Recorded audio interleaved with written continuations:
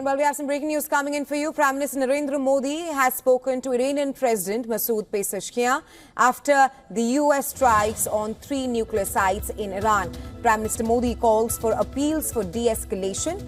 In a call with the Iranian President and taking to X, Prime Minister Modi said, and I quote him here, "We discussed in detail about the current situation, expressed deep concern at the recent escalations, asserted our call for immediate de-escalation, dialogue and diplomacy as the way forward and for early restoration of regional peace, security and stability." And that's the news coming in that after US struck 3 Iranian sites in Iran earlier this morning, Prime Minister Narendra Modi spoke to the Iranian President Masoud Pezeshkian, further calling for de-escalation, dialogue and diplomacy as well.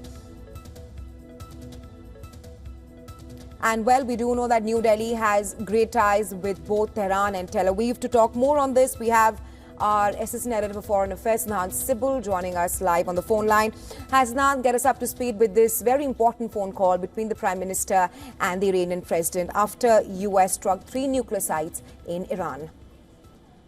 Well, significant telephonic conversation. Remember, the Indian Prime Minister has already spoken to the Israeli Prime Minister. Now talks coming with the Iranian President, where the focus was on the Indian side calling for immediate de-escalation, dialogue and diplomacy.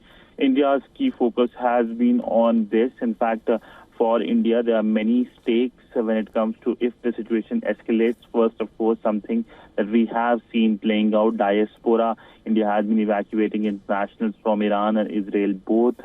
In fact, 2 flights are slated later tonight when it comes to flights from Mashhad to Delhi of Indian students. And India has evacuated over 1,000 Indian nationals. But for India, the concerns will be also on the energy prices if there is a disruption in West Asia.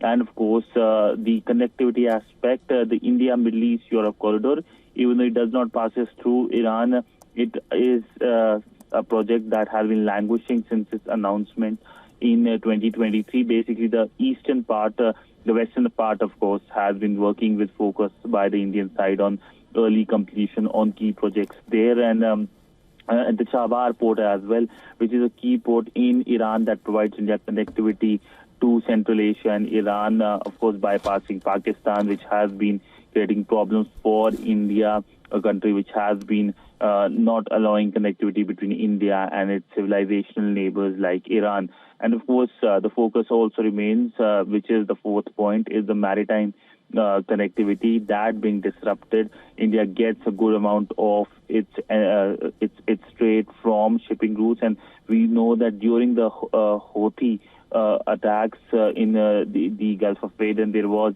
significant disruption. So India will be worrying over that, and we know ships will start to bypass the West Asian region and come from Cape of Good Hope through Africa. That means inflationary pressure and also means how, of course, there will be costs associated with it, which includes the insurance costs. Right, Hasnan, thanks for getting us the latest on that.